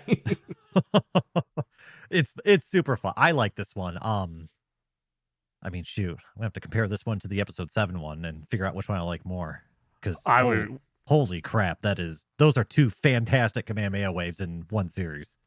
Yeah, they are phenomenal. Again, like the respect to the Kamehameha, I'm super happy with the way that they've treated it in Daima. Gomah begins to fall backwards though because he's got a damn hole in him, the size of a boulder. And this is where Piccolo decides to seize the moment to try and connect with 3 blows. And he gets the first one and the second one. And in proper Dragon Ball drama, he gets swatted away like a fly before he can get the third one off. But these 2 blows seem to kind of knock the eyeball loose-ish. And Gomah begins to like erupt with power. It almost looks like he's kind of not in control at this point. Yes, this is, I don't know, it's interesting. I have so many mixed feelings about this because it would be a bit of a bummer if like Piccolo got this right away, but at the same time, why was Piccolo here at all? Yeah, it's, you kind of hope that everyone's going to kind of play their part and do something cool, right? I mean, shoot, Piccolo couldn't even speak Namekian. He couldn't even do that part. Like, he hasn't done anything. You're right. Yeah. With him failing, well, I guess you could say that him jumping out at this point did play a role because he kind of weakened Goma. He kind of got him off his I don't know, off his game a little bit at this point because he's kind of losing control. He's kind of losing his grasp on what's happening around him. And I mean, let's just finish up this part. What ends up happening is like the heroes kind of swarm Goma and they're kind of being knocked around, like jostled around by like the key energy that's coming off of him and the swirling wind around him. And Ku ends up behind him and he takes advantage of Goma being not in control and hits him 3 times and knocks the eyeball out. So Goma's defeated. Cool. Yeah, like I have so many mixed feelings about this. There's a part of me that likes that Ku got to do something and be useful because he basically seemed useless except for, solving the math or the number problem for the Dragon Ball. So, I mean, that's good, I guess. It feels a little anticlimactic because we didn't really get like a resolution in like a fighto kind of way. I don't know. It like to me, this is of course like a gag in a way, right? And I guess the thing that we have to kind of like talk about probably going through this whole thing, but this is the most significant moment, is does the comedy compromise the tension, the drama, and the action? And this moment to me kind of does. So I'm like, while I understand, like, I like some of the comedy moments, this one I'm a little torn on. When it happened, I don't know. I kind of didn't really feel anything about it. I just kind of felt like, oh, okay, I guess it's over. Part of me almost felt like there was going to be like a part 2 to this fight, like something was going to happen after he knocked the eyeball out. Because I'm fine with it if this doesn't end the boss battle, right? Like if there's a stage 2, like say, I don't know, Arinsu grabs the eyeball and becomes the final boss or something, then I'm cool with that. But no, this is actually the end of the boss fight. And it ends on kind of a gag with a character that we kind of don't really care about, I guess. Or at least I don't care about. Yeah. So yeah, I don't mind if there's another leg to this fight, but unfortunately, this is the end of the battle. And it's not like, say, like Yajirobe with Vegeta in the Saiyan saga, where it's like unexpected, but like, you're kind of into it. You're like, oh shoot, yeah, he was there the whole time and he was waiting to make that move. And, he is kind of a good guy at the end of the day, but he is a coward. So it kind of fits into that, like what I know about this character. This isn't that. There's no reason for me to, I don't know, be shocked or I don't know what I'm supposed to feel about this other than it's a gag, but it's also the end of the boss battle. So should I be celebrating or laughing? I think part of what I'm confused. Help me, Todd. I think I'm going to try to add to what you're. It feels to me like you were trying to express there is that there's no real like Ku just appears because of like the swirling wind behind Goma's head. Like there's no setup and payoff for this. Like Arinsu makes a comment right before this happens saying, oh, maybe the book has something else that could help us. And Ku is the one who's holding on to the book. So he's like, he gets swirled around in the wind and uses the book to slap Goma in the back of the head. And it's like, okay, that's funny that he like, oh, maybe the book can help us. Whack, whack, whack. But really to me, it would have made more, or I would have felt more satisfied if there was something like, maybe the book, like hitting him with the book in the head once gets rid of the eye, or like the book, can get through the third eye's barrier or something. Anything, truly anything that would have made it more satisfying to be like, oh, cool, Ku got it with the book. Or, I mean, for storyline reasons later, what if it was Glorio who ended up in that position? Interesting. Uh, I guess you'll have to let me know what you mean by storyline stuff later, because I'm not connecting the dots in the moment. But Okay. We'll get to it. Put a pin in that. Let's yeah, keep moving forward. But yeah, uh, the final boss is beaten. The eyeball falls out. Glorio actually crushes it under heel, so that way it's gone. It doesn't exist. It's splattered and gone. Um, we see Gomah's wrapped up in some goo. Degasu's summoned unseen, who's also wrapped up in some goo, and the two are basically contained in like a jar, like the evil containment wave sort of idea, I think. And they're punished to be in there for 99 years, so they'll be let out later. they fully get like Jafar and Iago treatment from Aladdin. Like they just get put in a tiny little jar and they have to deal with each other for the rest of eternity.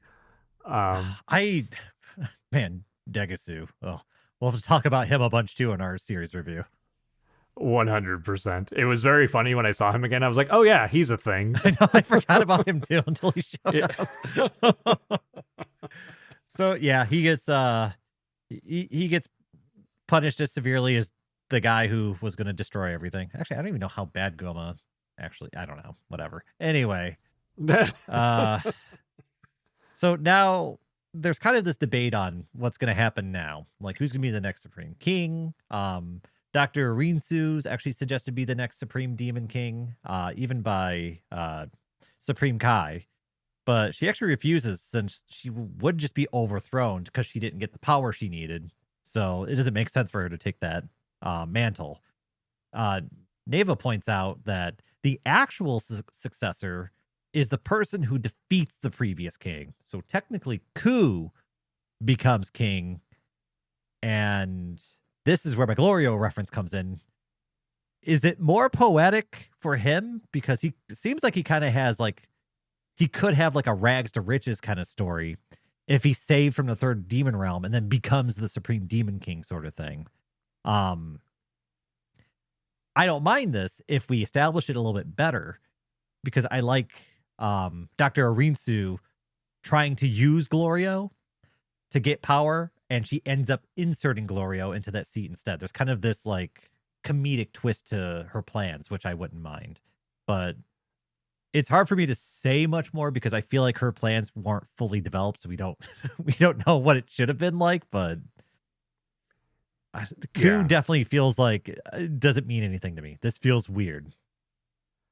Ku feels like I would say Ku feels like a better gag ending, whereas Gloria would feel like a better narrative ending. Okay, yeah, maybe Ku fits better in like, I guess the narrative that Daima has, like the tone. Ku might fit better into what they were trying to do. So I will say too, like I like your idea a lot. The thing that I like about this version, what we do get with Ku, is that I don't. You said it too, Dayton. I don't think either of us gave two shits about Ku or Do in this show, and this at least made me like change my tone on Ku a little bit, because I was like, okay, now I at least understand what they were trying to do with him. I still don't give two shits about Do, but at least they did kind of set Ku up in a way that it's like, oh yeah, he's very smart, and he's not like an evil asshole. He's not going to oppress the people, so he actually is good for this role. Um, so I'm kind of like, okay, at least it makes me think, like, at least care about Ku a little bit, but it's at the expense of like what could have been an even better story for Glorio, who is really a better and more interesting character. Yeah, somebody who basically was under the thumb of somebody else's entire life. Like if he was put into that seat of power, he would not oppress anybody because he lived under it, like probably the worst of it his whole life.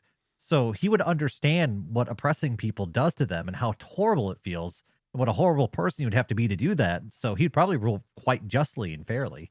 Not that he would know anything about ruling, but I don't think he would try and control people. But and I guess you're right about this giving Ku some I don't know, character, some reason for me to care. And you're right, they did establish him being very intelligent, and he instantly becomes the Demon King, and he's labeling people as ministers, and gives Arinsu the title of, was it Vice Supreme Demon King or something like that. Yeah. And it's kind of funny. It's fun. So now we went from Gomah, who's basically this overbearing, police obsessed, like, oppressor, to Ku, who's just kind of goof off and have a good time, and you assume that everything's going to get better from here. Yeah. I don't know. It's a fun little sequence. I like Ku kind of naming these ministers. Like Pansy's father gets named as one. There is kind of a fun moment where Ku is like, all right, you get to be a minister, and you get to be a minister. Who else wants to be a minister? And Hybus is like, me. And Ku completely blows him off. Oh, come on. Best character in the show. Oh, you'll get a Hybus. At least Hybus still has a cool hat. I'm glad they didn't forget about that. Yeah, that is pretty fun. This is basically our falling action and our resolution here, as the our heroes are kind of like, all right, well, we're getting out of here. Bulma gets her Magilite from Pansy, which I mean is, I don't know, we don't see it in Super, but it makes me real curious what Bulma does with all of that. Was it the Magite's just like a magical rock that makes everything work, right? So it's like a power source, yeah. Which is like, what does Bulma do with that? I don't know. It's interesting, but it also we get to see now our dialogue between Goku and Vegeta, as now Vegeta actually shows some like rage that Goku has this other transformation. Yeah, and Vegeta grills Goku on it, and Goku just kind of mentions that he worked hard on it after their fight with Boo.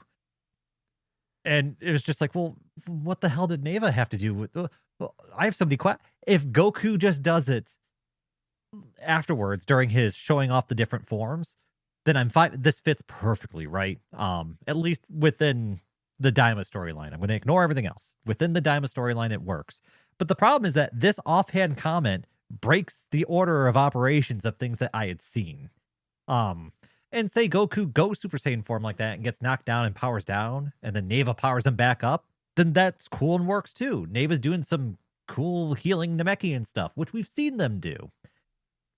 The problem is that because we watch all this stuff happened within 3 episodes. Actually, within 2 episodes, they broke their own. Like the episodes don't line up. The lore that they established doesn't line up. It's hard to not notice this. Yeah, I agree. This. I really like this dialogue and this exchange between Goku and Vegeta.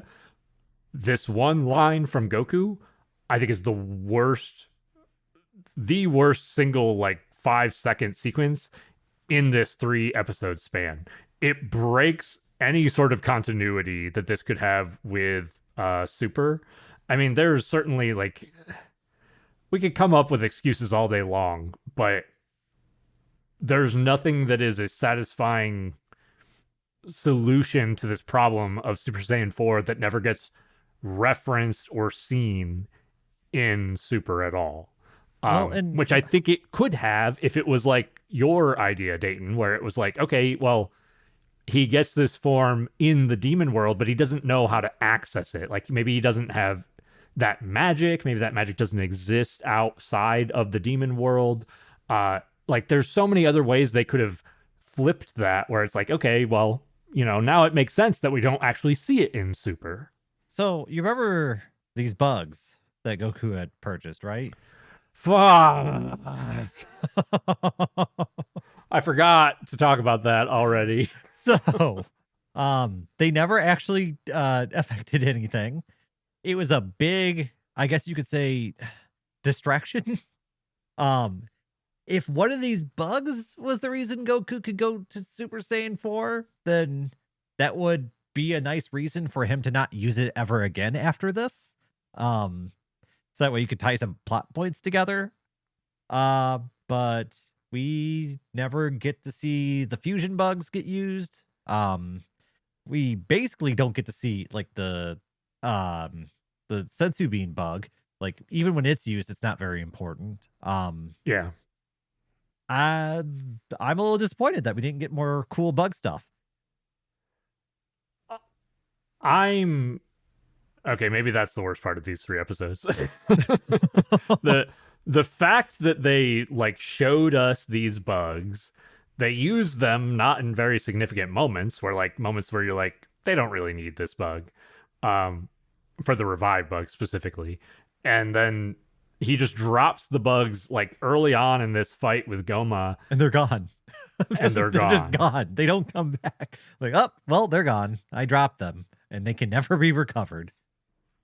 So, given what we got, I like the Super Saiyan 4 stuff. But the fact that we got this ass pull Super Saiyan 4 instead of the actively set up like plot device in the narrative in the fusion bugs drives me insane. What do they call it? It's is it Chekhov's gun or something like that? Yeah. Where you reveal that plot point early. And then, you're kind of guessing at how it's going to be used later. When is it going to come into play? It's kind of this like, that's the one thing that's kind of been sitting above everything else that's happening is when is this going to come into play and how's it going to be used? And the fact that we got no payoff to the bugs is such a miss. Like, I don't, it would have been better if they would have done a gag with them or something. But the fact that we got nothing is just, I feel like they missed out here. Like they missed something. And this ties into my theory that, well, actually, I think you may have even have brought it up. That these later episodes were either rushed or they didn't have all the writing done, because there's a lot of just like little story missteps and lead ups that just seem to just not work. Yeah, absolutely. You said it. The fusion bugs could have even been a gag. I would have been totally fine if like Ku and Du found them, they swallowed them and fused. I would have even been fine if what they could have done. So another plot hole between Daima and Super is that at the very beginning of Daima, we see Shin and Kibito are separated, whereas they were fused at the end of Buu, and they were fused at the beginning of Super. So how do we reconcile that these guys are separated? I yet honestly in forgot Super, about that completely. Yeah. So something they could have done as both a gag and to fix that plot hole could have been that Shin like either intentionally or accidentally eats one of the bugs like as an end credits scene and like gives it to Kibito or whatever. Maybe they think it's a different bug, but it could have fused them back together and that would have fixed that for Super. Gosh, yeah. We're basically done. I'm just gonna go through the quick couple other points that happen here. Neva tries to get Dende to stay with him, because I think he's actually the pervy old man from Family Guy. Our heroes pack up and take off. Everyone waves goodbye, and the adventure is over. But there is an after the credits scene where Goku asks Glorio if they can go buy some more of the Medibugs, and this is where they're going through the store. They're looking at all these stuff. This is what reminded me that there was no payoff to these bugs. So thanks for stopping back at the store. But they also come across this old jar that actually has 2 more of those evil third eyes sitting in it. And the shopkeep mentions that she had sold one years and years and years ago, but they're so expensive, no one's come back to buy another. Honestly, I think this is kind of funny. I think this is a funny bit.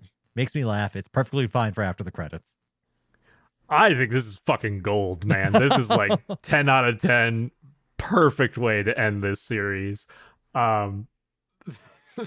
Like the idea that this evil third eye that gave Gomah the power to like stomp all of our heroes, who are arguably some of the most powerful people in the universe, that this eye was just purchased at like a pawn shop or like like a gas station store.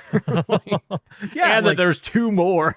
It's a joke that fits within the universe sort of thing, because what was it, when Goku got the Medibugs, they felt like a tourist trap sort of thing, right? And it was kind of surprising that they worked. and then you loop it all the way back around. You show back up. It's like, oh yeah, you can just buy the evil third eye here too. Like it's pretty funny, and it fits within like the universe. It's this is prime Akira Toriyama comedy. This is like beautiful, perfect. I absolutely love it. I also got to say, this sequence, like the end credit sequence, holy dick balls! The animation is incredible. Like Balma, when she's like looking at the bugs and she's like, "Oh, gross, they're bugs!" Like her facial expression and the way she like slinks away from the bugs. And then when she finds out that they have the butte bugs that like make your skin smooth, she's like, "Give me the whole barrel," and like picks that up. All of it is like, I can't even believe it was how oddly well good, it is. wasn't it? Like it was. Yeah. Why does this look so much better animated than everything else? like it's above and beyond. They're just grocery store shopping. Yeah, I wish that Dragon Ball looked like this all the time. It's incredible. I'll need to confirm this. And do you remember like the old Digimon movie? I do. They had a style of animation that's actually very similar to how this end credit sequence looked, where everything kind of has this sense of constant motion. Not that I haven't seen that movie in probably 20 years, but it kind of reminded me of that, assuming that my memory serves me correctly. Yeah, I've seen that movie within the past couple of years, and yeah, that movie is, especially for even now, like the animation for that movie holds up. It's gorgeous as far as motion goes. So yeah, just like, that's a why did you guys put this much effort into like this little gag at the end of the series? I can't figure it. Part of me just wonders though if maybe like they're like, oh yeah, we're gonna do this after the credits thing, and it turned into like a little passion project because this is the last sequence of animations for the last thing that Toriyama worked on. And so maybe it was more of an emotional thing, right? Like we're not doing this for anything other than our appreciation of Toriyama's work. Yeah, totally could be the case. I mean, the tone of this and the comedy has Toriyama's fingerprints all over it. So there's no doubt in my mind that he had a direct hand in this end credits sequence. And possibly, maybe he even wrote that end credit sequence because he kind of knew where it was going to end up. And so they're just like, all right, well, we have this. Let's handle it with all the respect we can give it. Yeah. Yeah. I hope that's the case. I also, well, there's a few more things I wanted to touch on. The conversation between Goku and Vegeta, I love the way that it ends. There's a great moment where Vegeta's talking about Goku going Super Saiyan 4, and Vegeta's like uses the same line again as like, oh, it's a Super Saiyan bargain sale, and Goku's like, well, you went Super Saiyan 3, and Vegeta's like, that wasn't Super Saiyan 3, that was Ultra Vegeta 1. Just his pride not letting him admit it. Yeah, deeply love that. I love that it's like a reference back to like Super Vegeta in the Cell arc. There's Ultra Vegeta. I won't spoil it, but it's a nod to something that comes up in the manga later. Absolutely, again, 10 out of 10. Great comedy, great writing for Vegeta, which we got very little of. The actual credits roll. Well, there's a couple of like still shots that we get from the credits roll, which each of them is very, very fun. I think one of them is, I'm trying to scroll through them right now. We kind of get to see all of our characters going back to like their, adult size. We see some of the Tamagami. We see Master Roshi turned back into his old man adult self, and he's like looking in the mirror like, oh shit, why am I an adult again? I didn't ask for Which this. Is very funny. We get to see like Android 18 and Krillin and their family and all that. That's fine. The next one though that I absolutely love, and it's such a weird little detail, is Chi-Chi in her kitchen washing dishes, standing on a step stool, and you see her just as an adult, like looking surprised, and she's like standing way above the sink, and it's like it's just a very charming shot that like tells you a lot of what's going on without just visually, like good visual storytelling of like she was as a kid like just doing household chores, washing dishes, and she turned back into an adult. I really really like that shot of her. See, what it made me think of is Team Four Star when Goku says on camera, um, what he did to his wife, which is, yeah, never mind. Yeah, it's a very wholesome moment. And I'm glad you picked that out. That's very funny. We also get a couple of like uh shots for clearly for comedy of like the interior of the container, the I don't know, jar that Goma and Degasu are in, and they're like playing card games and playing video games of all things. So that's kind of like a funny little detail. Um we didn't get anything about like we do get to see they show like the third demon world and the denizens there flying through the air, which is a really cool detail of Goku's Kamehameha breaking through all the different worlds. And like the air now is rising. I don't know if it's supposed to be from the heat or whatever, but the idea that it's no longer like this heavy air and all the denizens there can now fly. Yeah, So I think they kind of like mentioned that the air is exchanging now and it's moving. So because the air's flowing between all the worlds, all the heavy air isn't just stuck in the third demon realm. it's a cool little detail. Like they made the demon realm better. We didn't get to see anything about them like removing the collars or anything, which is a little bit of a bummer, but it's fine. I think We it's can safe to assume that those are dealt with. Yeah, yeah, we can kind of make that assumption. Um, I think those are pretty much all the details. There was a lot in these that I wanted to gush about. There's obviously a number of things that I think we both had qualms with, but man, there's a lot of good in these last few episodes. Yeah, I think it's probably a good point for me to ask. So, what's your feeling on the payoff here? These 3 episodes, how was the final battle with the big baddie for you? It's a good question. I gotta say, when we came to so by the time I finished episode 19 and there was only one, I knew there was one episode left. I kind of was like, I don't think that they can wrap this up. I don't feel like we're going to get a satisfying like we have a whole obviously Super Saiyan 4 fight versus Goma. Like we have this whole fight to do. We have whatever resolution we want to do in the demon realm, and then any other additional like falling action and resolution. I was like, there's no way they can do that in 20 minutes. They did cut out the intro, so that gave them a couple of extra minutes, which was interesting. Um, but I gotta say, man, I have a lot of qualms with Daima. Episode 20, I love 90% of it. It's like I didn't think that they could really redeem themselves after some of the stuff that we had in the middle. I think they did given where we were at towards the end. I think they did a fantastic job. I really liked the fight. There were a few again minor complaints. The fight didn't overstay its welcome. The comedy is very good, especially the end credits scene.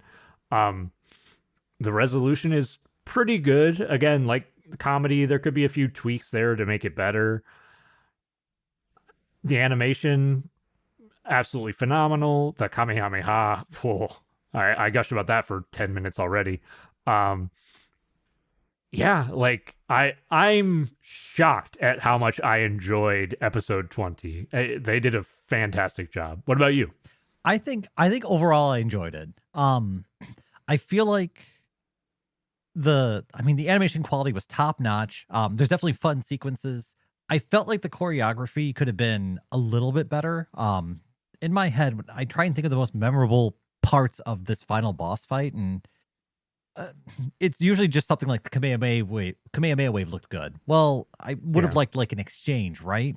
So it has some of the best moments in Dragon Ball, like animation quality wise. This looks so good. It lacks a little substance for me. I feel like it doesn't resolve a lot of the story arcs that have been set up, and I don't feel like the final blow was super satisfying. So there's a little bit of a I wish the payoff was a little bit better, but it was fun. I did have a lot of fun with this final fight, and I like that at least the evil eye, it paid off as far as being a good, like, powerful legendary item. Like, that felt like something that would have been of legend. The only other, I guess, small critique I would have liked is I wish, like, the stages of Goma or whatever you want to call it, like him powering up and becoming a more powerful opponent for our heroes to fight. I wish it would have been more interesting because it kind of felt like it was just the evil eye just makes him just be more Goma, more Goma, Goma, more Goma. Um, I didn't find him to be the most compelling villain in a boss fight. Honestly, he kind of did. I don't know. He didn't convince me that he was like the biggest baddie sort of thing. He just was inexhaustible, and I would have liked a little bit more out of him. Um, but with those critiques out of the way, we got to see that. I mean, there's some awesome like team fighting moments where our heroes are working together and using combination attacks. We get the iconic looking final flash, which is, like you said, probably the best looking one in Dragon Ball existence at this point. The Kamehameha wave looked great. um Super Saiyan 4 is canon for better or for worse at this point, but it is a cool looking form. And I suppose for me, the biggest thing is that the fun factor is my 10 out of 10 for this. It's fun. Um, as long as I kind of turn my brain off a little bit and just enjoy what's happening on the screen, I'm actually having a great time. Uh, it's just, it falls apart under scrutiny, but not everything needs to be to, a 10 out of 10 standard for me. Sometimes I just want to watch a series and have a fun time, and this did that. I wasn't bored these last 3 episodes, honestly. Like, there was something happening every second of the last 3 episodes, and I do have to point that out. It was a fun ending. I don't give this 3 episode roundup like a 10 out of 10 finish, but I was entertained the entire time, and it at least gets good marks for that. Yeah, I mean, I pretty much agree with everything you said. There's definitely issues. I think we'll probably talk about when we do the full review. We'll talk about the issues throughout, because the funny part is these 3 episodes are great. Like, most of the points where they struggle most are because of things that happened before these 3 episodes. Um, Beyond that, the episodes, like, by themselves are fantastic. Like, they're very, very, like you said, they're very fun to watch, Yeah, if nothing else. for me, it's if I turn off my brain and just watch and enjoy what's happening, I'm actually having a great time. I'm entertained these 3 episodes, which is kind of the reason why you watch anything, right? Like, I'm here to be entertained. At least do that, and it did. I was very entertained these last 3 episodes. So I mean, I think a lot of my detriments or a lot of my peeves or whatever you want to call them, nitpicks with these last 3 episodes, it feels like they tie into the story being underdeveloped and maybe the series not having enough time to tie all these things in together properly. Which, I don't know, maybe you give this a little bit more time to cook for the series to finish up and for the writing to catch up. You might honestly have a 10 out of 10 series, but unfortunately, that's not what happened. So I'm like, I have to critique it on it. I don't think the characters' story arcs were finished in these last 3 episodes. I don't think like the plot points that we had set up, like the Glorio backstabbing sabotage, we didn't really get a payoff with. The meta bugs we didn't get a payoff with. All the side characters really didn't get hardly any time in the sun. But like I said, the combination, some of the combination fighting looked good. Actually, one of the best looking things was was from our previous episode of Instant Transmission, where they were like flying through the rocks together and they all had their different personality on how to chop and slice through them when they were all going at Goma. That was cool. But yeah, the way I'll describe it is this is fantastic junk food.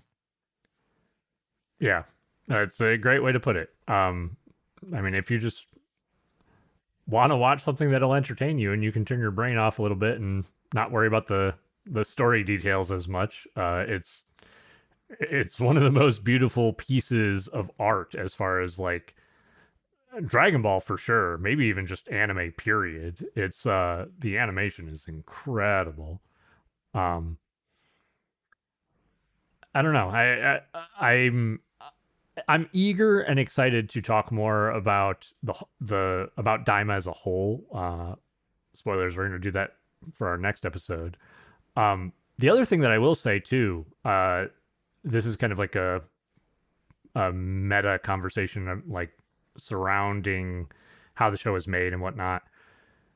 The way that they scheduled this, even though there were a lot of problems with the way that they promoted Daima, they scheduled it such that, I mean, I think the day that, well, this podcast episode is going to come out on March 3rd, on Monday. The last episode came out on Friday, which was February 28th, I believe. I think there's a little bit of debate whether it was the 28th of February or the 1st of March, but I'm going to say the 1st of March was the 1-year anniversary of the passing of Akira Toriyama. And so the fact that they released the last episode of Daima, the last piece of Dragon Ball that Akira Toriyama had a hand in making, and they released the conclusion to it the day of or the day before Akira Toriyama's passing, like, props to Toei Animation for doing that. What an incredible way to remember Akira Toriyama by bringing Daima to a close at the same time that that we kind of brought Akira Toriyama's own story to a close the previous year. Well, I can't really critique it anymore after that, can I? You kind of makes it hard, that's for sure. Yeah, and like I said, I think that's why that little scene at the end, I think that might have been why that was animated so well, is because those are the last few, frames of Toriyama's last work, the last thing he actually had his hand involved in. So that's why I think maybe that little after the credit scene looks so just oddly, just beautifully animated. Yeah, it's truly incredible. I really love that scene too. Yeah, I just wanted to bring that up as we were kind of like coming to the end of talking about this, but it's really cool to see. It's nice to see that they put a lot of work, clearly a lot of love and effort into the tail end of this series. It has its ups and downs and there are problems in it, but I mean, they made it very engaging, very entertaining, and clearly there's a lot in here that is meant for Dragon Ball fans, like especially people who are fans of GT. Making Super Saiyan 4 canon, like, what a gift from Akira Toriyama at the last, towards the tail end of his life, for all of the fans that he's had over the years. Yeah, and I mean, I'm at least happy that the last piece of work he was able to gift us, it looks this beautiful. I mean, it's incredible what the animes were able to do, and I mean, it's still a fun adventure too. It's so lighthearted and just fun, and I'm glad that we're able to get just a fun experience like that at the tail end of his work. Yeah, I agree. I feel like that's going to be a good point to end it on. Was there anything else you wanted to discuss, Dayton? No, because I think the series review is going to be a long one. There's a lot to talk about here.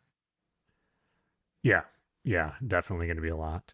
But that's going to be it for this episode of Instant Transmission, where we discuss everything Dragon Ball. This has been your host, Todd. And Dayton. Don't forget, we're on Patreon and Discord. If you want to help us grow pink fur all over our bodies, and I mean all over, you can find us at patreon.com/ITDBpodcast. The Discord link will be in the episode description, but you can also find it and all of our other links at linktree/ITDB podcast. Thank you all so much for your support. Be sure to join us next time as we whip out the 1 to 10 rating scale for our full review of Dragon Ball Daima. The demon world is under new rule, and our heroes have finished their latest adventure. With that in mind, Dayton and I will be ranking Daima as a whole and seeing if it managed to stick the landing. Will Daima become the new top-tier Dragon Ball series? Is it better than Super? Or do we need to throw GT into the slugfest to see who comes out on top? Find out next time. And to all our fellow Dragon Ball fans, stay safe out there, and remember to keep rocking the dragon.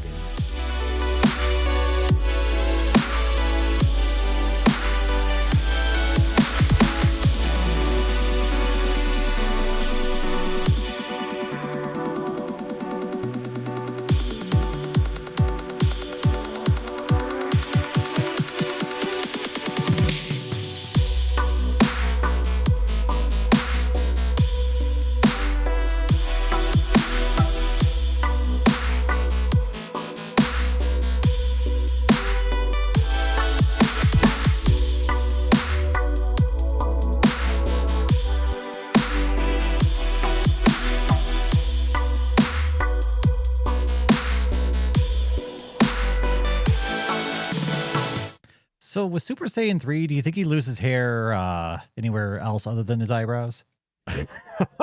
Just this giant bush. Shit, I didn't think about that.